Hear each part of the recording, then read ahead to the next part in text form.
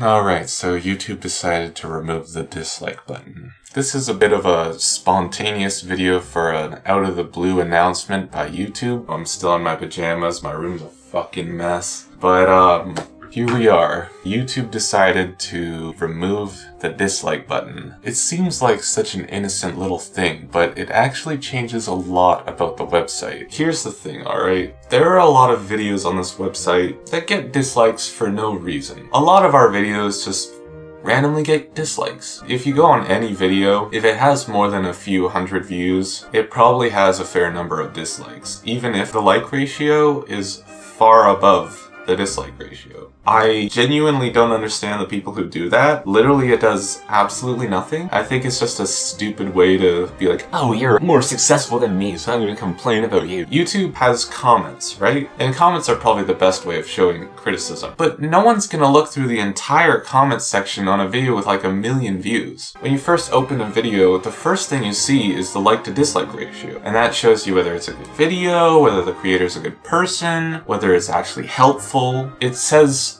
so much about the video without you having to watch the video. And while it has been used in the past for small targeted campaigns, here's the thing. It is such a niche problem, such a small problem, that it does not need to be fixed. It already can be fixed by removing the like to dislike ratio. The like to dislike ratio is a very important part of YouTube. It's kind of like removing reviews for a movie. If you just put only positive reviews and never showed any negative reviews, then people would watch shit like The Amazing Bulk or Ratatouille without an ability to say, this content is not good. It disallows free speech. Going back to the comments section, the top comments are typically pretty emblematic of how the video is perceived. Top comments are good, probably a decent video. But the thing is, when you're done the video, you usually scroll down to those comments. The comments are probably the last thing you look at. On top of that, the creator can just pin any comment they want to the top. How else are you going to communicate that a video is bad? All people are going to see is positivity. Obviously there's a place for positivity, and there's a place for negativity. But you need to have both. You can't have one and not the other. Think about the opposite situation. What if YouTube removed the like button? Well, then YouTube would just become a garbage, trash-talking place. It would become very infuriating. Targeted harassment is very bad,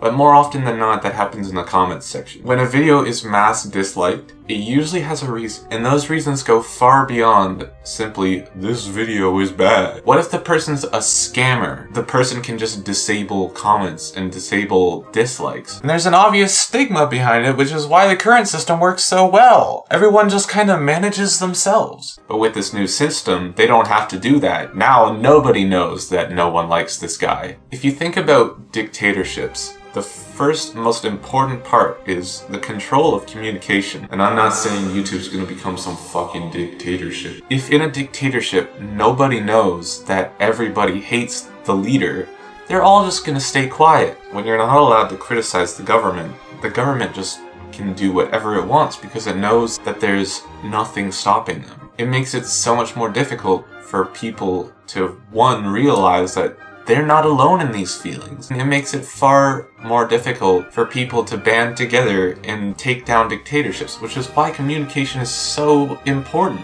Think about Logan Paul or YouTube Rewind or people who have abused animals. Their videos get targeted because they're horrible people, or they've done a horrible thing at least. Without the dislike button, sure, there would be a little less targeted harassment in like the 1 or 2 cases where someone's just genuinely being targeted for no reason. 98% of the time, it's for a reason, YouTube. It's for a reason. The dislike button is not only for saying, I don't like this video. It's also for saying, I don't support this person. And if you can't say, I don't like this, the democracy of YouTube disappears. There has never been a creator who has lost their channel because of dislikes. When social media does not have a way to express dislike, you have a lot more problems with conspiracy theories and scammers and misinformation and control of information. If we weren't able to combat anti-vax information, everyone would be anti-vax. But we know anti-vax information is harmful to society, so it is important to be able to express that this is not okay. We will not tolerate this behavior. I know exactly why YouTube did this too.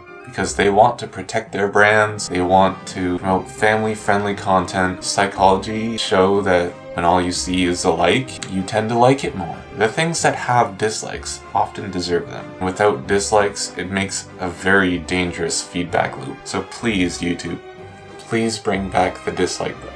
As stupid as it may be for people who just randomly get 300 dislikes for a video that has 800,000 likes, it's like a couple idiots out of a sea of wonderful people. I think on behalf of all creators on the site, please bring back the dislike button. Thank you.